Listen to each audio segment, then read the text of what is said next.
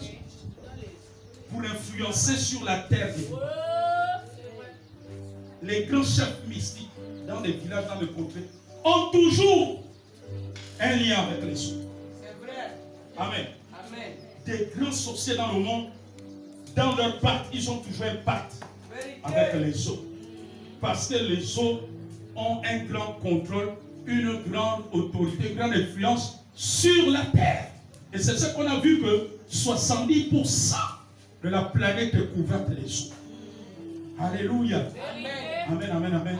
Des grands influenceurs, des personnes, des grands tyrans, des grands dominateurs dans le monde ont toujours le pacte avec les eaux. Alléluia. Amen. Ils font toujours alliance avec les esprits des eaux. Mais je voulais dire à quelqu'un ce matin, il y a quelqu'un plus fort et plus puissant que cela. Son nom est Jésus-Christ de Nazareth, le ressuscité, le roi des rois, le Seigneur des seigneurs. Devant qui tout genou fléchit, toute langue confesse. La Bible dit que les démons croient que Dieu existe et ils tremblent. Même les démons des eaux tremblent devant celui qui est sur le trône. C'est l'agneau de Dieu, celui que Jean a vu, celui dont le visage brille comme le soleil, dont les yeux sont semblables à des flammes de feu. Alléluia. L'ange des eaux. Jean dit que, et j'entendis l'ange des eaux. Waouh! C'est merveilleux. Amen, amen, amen. Amen. Dans Jean chapitre 5, du verset 1 à 4, la Bible parle de la piscine de Bethesda. Dans cette piscine, il y avait des malades, des paralytiques, des boiteux, des lépreux. Et la Bible dit que de temps en temps, un ange descendait et agitait les eaux. Et le premier malade qui descendait au moment du mouvement des eaux, il était guéri. Mais c'était l'ange des eaux.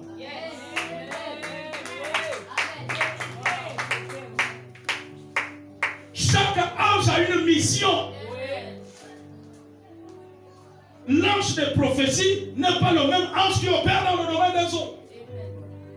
Donc la mission de l'ange des eaux, c'est de libérer tout ce qu'on a pris captif dans ta vie, ta famille, qui est au fond des eaux, pour amener cela à la surface quand tu te mets à prier. Amen. Voilà pourquoi quand tu pries, ne dis plus je chasse l'esprit des eaux. Tu peux te mettre à combattre l'empire, le démon des eaux. Amen. Amen. Amen. Pour la possibilité. Amen. Le démon des eaux. Parce qu'il y a l'ange des eaux.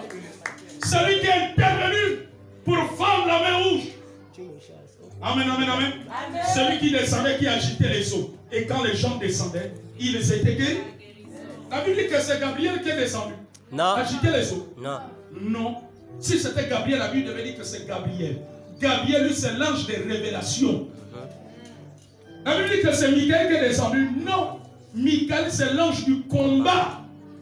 Lui, c'est quand c'est le combat. Quand Josué devait terrasser Jéricho, l'homme les Michael, ils étaient à l'heure. Pour délivrer Israël à Babylone. Michael, ils étaient à l'heure. Si c'était Michael, la Bible avait dit que c'est Michael qui agitait l'eau. Amen. Amen. Alléluia. C'était l'ange des eaux. Et l'ange des eaux opère comme la poussée d'Archimède. La poussée d'Archimède, c'est d'amener les objets à la surface. Elle exerce sur une force du bas vers le haut, vers la surface des eaux. Et l'ange des eaux, là on a taché ta famille, là on a taché les richesses, c'est de les prendre dans les eaux, de les émerger, et pour que cela se matérialise. C'est de prendre votre destinée, c'est de prendre ton ministère, ta stabilité en Christ, ta fidélité dans le Seigneur, ta fidélité dans le service, qui est dans les eaux. Beaucoup de personnes n'arrivent pas à servir le Seigneur parce qu'ils sont attachés dans les eaux. C'est vrai. Ils n'arrivent pas bien sûr qu'ils soient attachés dans les eaux. Vous savez, un jour, permettez-moi de vous faire ce témoignage. Il y avait un enfant qui devait passer un examen.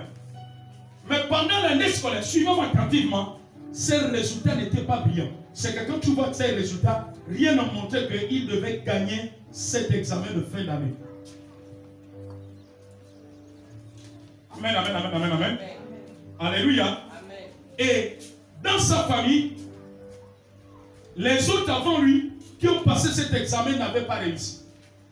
Écoutez attentivement mon témoignage. Pendant que je commence à prier pour lui, Dieu me dit, détache son diplôme dans les eaux, parce que là où il est né, c'est pas très loin d'un fleuve. Amen, amen, amen. Amen.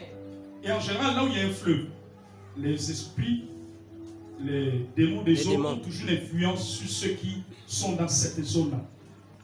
Alléluia. Il m'a dit, détache son diplôme. Est-ce que vous me suivez? Je commençais à prier pour l'enfant pour détacher le diplôme des eaux. Alléluia. Parce qu'il y avait une loi dans la famille, je crois du côté maternel, amen, qui retenait la réussite. Et quand je commençais à prier, alléluia, je ne priais plus, Seigneur, donne-lui le diplôme. Mais Dieu m'a amené à attaquer la source. Vous savez, quand la source c'est un problème, Dieu t'amène à attaquer la source. C'est un peu comme quelqu'un, quand le médecin diagnostique le palu. Le médecin ne veut pas se limiter au paracétamol, il donne un petit palunéen.